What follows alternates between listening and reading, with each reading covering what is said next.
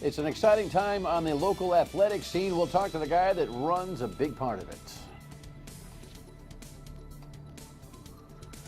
Good evening. Great to have you aboard. Welcome to My State of Mind. I am Dan Yorke. Tom Mezzanotti's here. He's the executive director of the Rhode Island Interscholastic League. And, Tom and I have been working together over the last week or two on the high school boys basketball project that my company is involved with. We called on the radio on AM 790 3 games this past Sunday, the Division 1, 2, and 3 championships, and we'll pick up the quarterfinals, the semifinals, and the finals on the radio this Sunday and then the following Friday and Saturday. But it reminds me that there's a lot going on in the high school scene, a lot of work to get these scholar athletes on the court, in the pool, and all that. And it's about time to make a visit with Tom and just check into that scene. So we shall do that tonight. Looking forward to speaking with him. Let us go to the rundown. There's a lot of funny stuff today, really is. Are you kidding me? This is all about Clay Pell. Clay Pell. Anyway, and then this is reaction to Clay Pell, which is ridiculous from another candidate. And then this is a story that I'm going to look for your help on this story. I want some feedback on this story from you. It deserves some scrutiny. What else do we have, Laura? Yeah, this is a lottery conversation. Maybe the technology is not going to help us too much. This is a little bit of an indication that things might be getting better. So let's get to it and we'll knock it all down and dig into each of these conversations. The first one is, yes, I guess he is. Here's the headline in the Providence Journal today. Pell reported Prius stolen last year too. Yes, now you know that Clay Pell, the Democratic candidate for governor, son of Claiborne Pell, grandson of Claiborne Pell, is right now he's without his Prius. It's lost, and Michelle Kwan, his wife, started a little Twitter account looking for the Prius. What we didn't know is that he had a little problem with his Prius last month. Well, actually, gosh, it's already March. It happened in December. You know Clay Pell. Remember on Newsmakers, he tried to answer the question as to whether he actually lived here and Ted and Tim were fit to be tied, sort of. How long have you lived in Rhode Island full time? Have you ever lived a full calendar year in Rhode Island? Rhode Island is my home. It's the place that Michelle and I got married, that we want to raise our family. I have been coming to Rhode Island ever since I was a child, but I became a resident of Rhode Island in college. I've been a resident ever since, and it's the place that I'm invested in, committed to, and the place that I don't want to see suffering as it is now. So you have lived a full calendar year in Rhode Island? Well, I've been a resident of Rhode Island since I was... Come on back, Laura. You know what? I can't. We play this. This is Jess's. Jess is not here tonight. And our thoughts and prayers are with Jess. She had a loss in the family. She'll be back to work tomorrow. That's her favorite soundbite.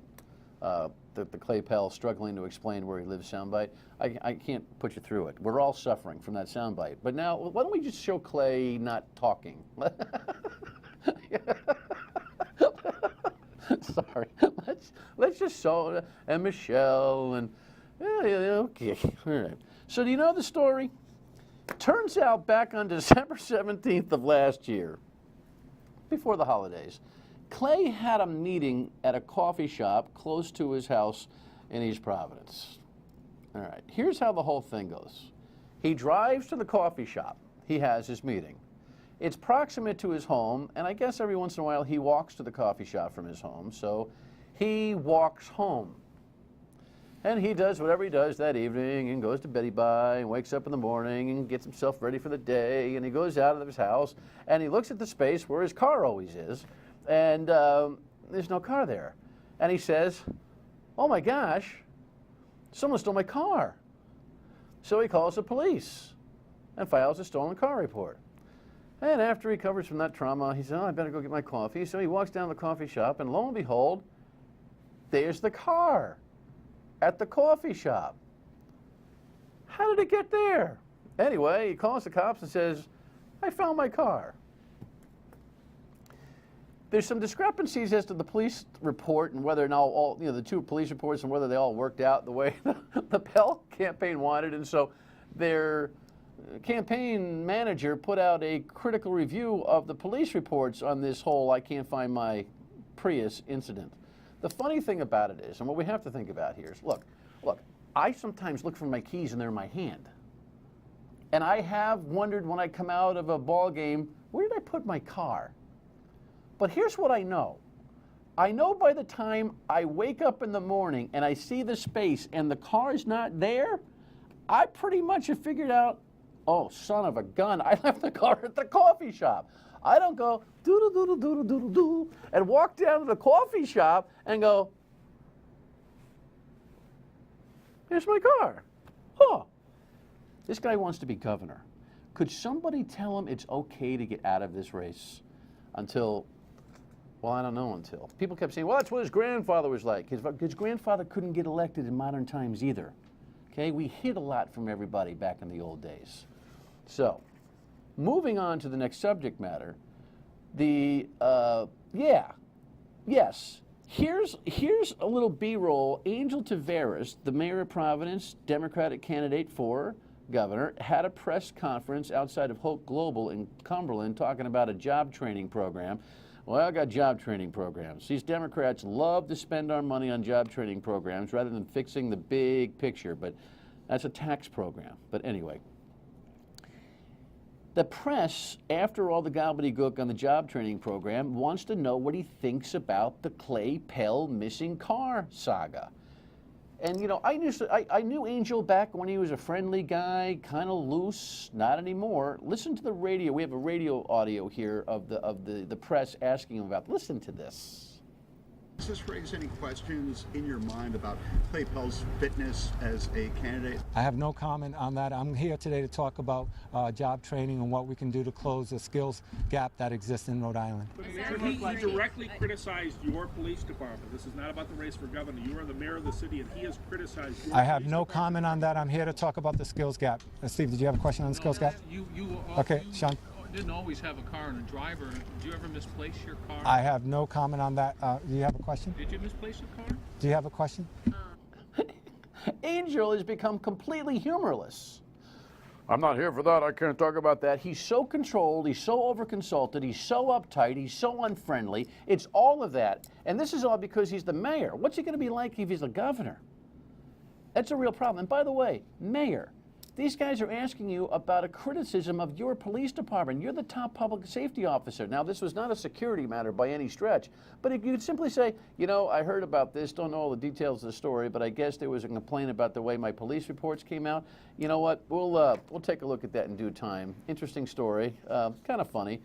Instead, it's, I can't talk about it. I can't talk about it. I can't talk about it. You know what? You can't win the governor's seat. Looking around, I can't talk about it. It's like, Angel, lighten up, brother.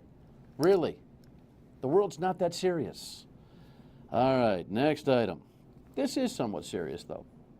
Headline, ACLU rates of suspension show bias. So, interestingly enough, the data is this. In elementary schools, African-American students are 3.5 times more likely to be suspended, or their suspensions are 3.5 times their population rate. In the elementaries in total, the Hispanic and black population are suspended or disciplined 2/3 of the total suspensions come from black and Hispanic students, while they only comprise 1/3 of the population. And in the high schools, Hispanic students have 42% of the total suspensions, whereas they only have 27% of the population. Now look, I get that there's got to be some ethnic orientation, better understanding of culture type of thing. I'm ready to give that. If politicians, educators, and leaders in minority communities will have an honest conversation about why that data, understandably, is going to be skewed. I think there's some middle ground here, and it's going to take some intellectual honesty from both sides. And I'm asking you, contact the show if you have a thought about this. I think it's a serious enough conversation that we ought to have it right here. So, state of mind, we'll put the phone number up at the end of the broadcast, and let's talk about it. All righty, let's move on real quick. Robbing Peter to pay Paul. This was in the front page of the Journal today. The lottery is actually talking about going online with some games, but they're really talking about it in a rhetorical level because they know that they could end up hurting themselves. What's that local retailer who's got the Keno and the Powerball going to do if you're not buying Twinkies when you come in? It's going to hurt the economy. And then they're talking about online poker. Online poker. I mean, Twin River just took a hit with what Massachusetts approved right next door at Plain Ridge in Plainfield. Can you imagine online poker? I don't think so.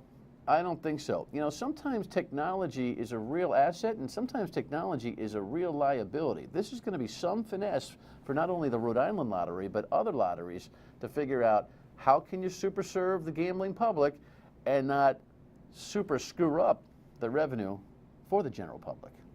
And finally, the general public showed up today at the job fair.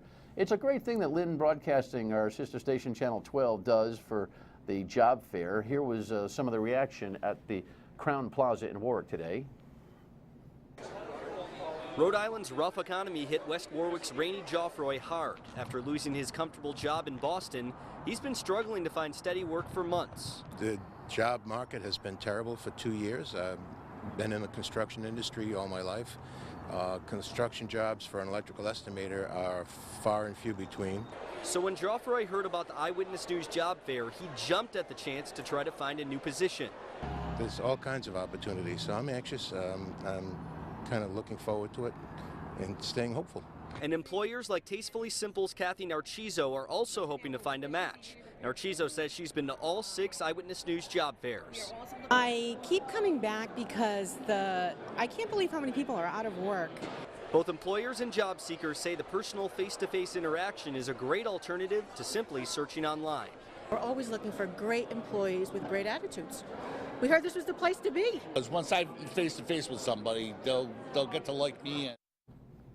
Yeah, maybe. Look, it seems to me that the reports have been that while the project is terrific, no doubt, there were lesser people looking for jobs. I don't know if that's a sign of malaise or a sign that the economy might be improving. Economics professor Len Ladaro from URI was on the radio yesterday talking about how he thinks the unemployment number is inflated and there are more people working in Rhode Island than our unemployment number shows. Hope so. All right, keep plugging out there. You know what? It's one door closes, another door opens. When we come back, Tom Mezzanotte. A lot of doors open to a lot of venues for a lot of athletic events. Stay with us. You know, I don't often remind myself, but every time I get immersed in it, I remind myself about how much work it is to get our high school athletes on the fields and in the buildings and in the pools. Here's just some, you know, this is highlights. By the way, this Juanita Sanchez basketball team, the 14th seeded team in the Credit Union Open Championship, might just be the shocker in the tournament. Not that we're making predictions here, but this team has exploded, and I saw it firsthand calling the radio on Sunday from Alumni Hall at Providence College. It could be a Cinderella story, but you know, there's so many that go unsung in not the major sports. And like Tom Mezzanotte is the executive director of Rhode Island Scholastic League. How long have you been running that organization now, Tom? 10 years now. It's 10 years. Mm-hmm. It's a ton of work, huh? Yeah, as I've said to many, many people, one person doesn't run this league. I mean, we have a tremendous staff, office staff, Mike Lunny, our assistant director, Julie Mancini, Gail Lepore, Sue Borges, Tracy Corella, Donna Kane. These are all people that work on our staff, and they do a terrific job. Not to mention the hundreds and hundreds of people out in the community, the schools, athletic directors, principals, coaches. I mean, they all pitch in, and they do a lot of the work, and so we work kind of together. Yeah, here's just, Laura, pop that graphic up, will you? This is just one example of what's going on winter-wise. Boys and girls basketball, boys and girls hockey, boys and girls indoor track, the swimming, the competitive cheerleading, gymnastics, wrestling. That's just this season. And so they got it all going on, and I find it terrific that, you know, with Title IX and everything that's gone on with the thought about girls in sports. You know, I'm biased. You know, my not so little one now, you know, spent 4 years interscholastically swimming for Mount St. Charles, and we'd see Tom at the meets, and you'd get to everything. Lot of gender equity between the boys and the girls. Oh yeah, you know, we did last year was the 40-year anniversary of Title IX. So we did Explain everybody what Title IX is. Title IX is legislation that was enacted, basically equal rights, where there has to be gender equity in terms of not only sports, but in many, many areas. Sports was only a small part of the gender equity part of that legislation. And we never realized that, but 40 years later, now we're starting to look at this. And it was interesting, we had a workshop with a number of athletes, female athletes only throughout the state. We got them together and we had a committee of, let's say, very, not older female athletes, but very experienced female athletes. and what their experience was going to high school when they were in high school, what it was like 40 years ago before Title IX. And our girls were really astonished to think you went to high school and you couldn't play sports. You wore those uniforms when you played sports. They were really, really astonished. And when they realized what great benefit athletics is for females, you know, it's just part of their life. It's part of their development, and it's preparing them for the next generation. And I think it's wonderful. And the primary example of this, and I've pointed this out to so many people, last Summer Olympics, the United States female teams were absolutely incredible. And why is that? Because in the United States, athletics is part of the high school experience, which means it's male and female. When you look at European countries and non-European countries, it's all club-based, and there's very little female participation. So I really think the United States gets it right in terms of educational-based athletics for males, but especially as well for females. There's a lot of excitement at all these venues. The championship venues are incredible, and we'll talk about that and some of the philosophies that Tom has and the league has when it comes to high school sports and the athletics and what's learned. Stay with us.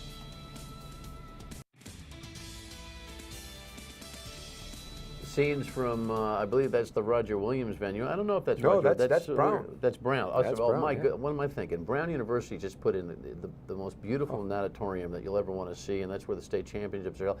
And that's, well, I know this is last year's video. There's a lot of young ladies that I know in this in this group because my daughter graduated from that sport. Injuries can be tough, though. It's a tough sport. But we were talking about there's prelims to those championships, and there's brackets for basketball and hockey and wrestling and all this. This is a perpetual exercise the Rhode Island Interscholastic League has going, and sometimes things get serious. I mean, there's disciplinary issues, and there's a lot of some folks would think some heavy-handedness, others think very fair adjudication of stories, but of things that happen. But by and large, it is it's a spirited environment in high school sports. And you and I talked about this a couple of times. And I saw it even with the division championships with the boys the other day. For most of the athletes, this is it. That's it. And, you know, I'm still glory dazing over things I did in high school. Won a couple county championships as a runner. Can you believe it? In my basketball days. I don't know that 15, 16, 17, 18-year-old kids know while they're in it how important it's going to be to them when they get our age. That's a great point. But it's huge. Point. Absolutely. And you're creating memories, aren't you? That's what it's all about. And you know, we're very fortunate in Rhode Island. We have a great board of directors, the Principals Committee on Athletics, and they're the governing body. And it's made up of principals throughout the state, and they rule on a lot of the issues that you've been talking about, eligibility, waivers, and so forth. But as far as the games themselves, it is a memory. You see thousands of people go to the PC Friar game, go to the New England Patriots, go to the Boston Red Sox game. They're just reliving memories that they had when they were on the field. And it's difficult because kids today, especially high school kids, they don't look 5 minutes beyond right now. So, you know, I tell them that this could be the last opportunity where the score actually means something, where you're wearing a uniform that represents something, and thirdly, it's going to be officiated instead of people arguing back and forth. So when it's over and you ride by a gym or you ride by a field or you ride by a rink or a pool, you say to yourself, wow, I was there once, and boy, was that something. Yeah. The other thing that I get from it, and this happens whenever I get on a college campus or I walk into a high school building,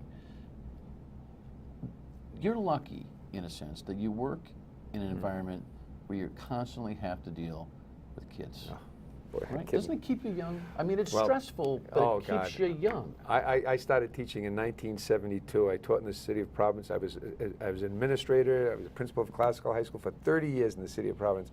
And when I left education, I said, there's no way I want to go into anything else but working with kids. And I was just very fortunate to be able to do this job. I mean, people come up to me and say, you don't have a job. You've got, it's a passion. It's fun. And you're absolutely right. A lot of the work is preparatory. and we deal with venues, we deal with contracts. It's a business. We really run a business. Right. But when you get to the venues, when you see the kids, when the championships culminate, and you see the smiles on those kids and the faces of parents, and you know the joy of agony and the joy of winning and the agony of defeat, the old adage there, it's so true. It's so true. But again, it goes by so quickly. Your daughter, I remember your daughter. She went to a swim meet before she even went into high school. I remember you going there, and I said, "What are you doing here?" He said, "Well, we're preparing for when she goes to high school." And those 4 years, they went by in a minute. Gone. In a minute. The only thing that really you can judge it by is our mutual gray hair. Yeah, and of course our wallet's a lot less, you know, with kids going to college, that's for sure. That's another show. Congratulations on all the success and the continued work, and get some sleep, will you? Oh, God, yeah. We're in the middle of the Winter Championships, and by the way, again, on the radio, we'll take you, we'll be at Brown for the quarterfinals for the boys and the semis, on the road to the Alex Nani Court. It's been fun. All right, when we come back, the road to your thought on your state of mind. Stay with us. Time for your state of mind. This is how you get in touch with us. You just give us a ring, 228-1886. Really, if you've got some thoughts on the gender bias conversation, I'd love to have you here on set. State of mind at myritv.com, tweet and Facebook post, of course. Here's a email, I think, that we got from Patrick. Your guest, Gary Sass, Class Act. We found the Hassenfeld Leadership Institute's poll uniquely interesting and all sorts of good expectations for the next 8 months. Gary Sass was here. He runs the Hassenfeld Leadership Institute there at Bryant University. Had a lot to say about leadership, and they are going to be putting it on the candidates, you know, and by the end we might see who the real leader is, if any. Some of them have to lighten up, and some of them have to find their cars. At least one of them does. See you tomorrow night at 7:30 on My State of Mind. Good night.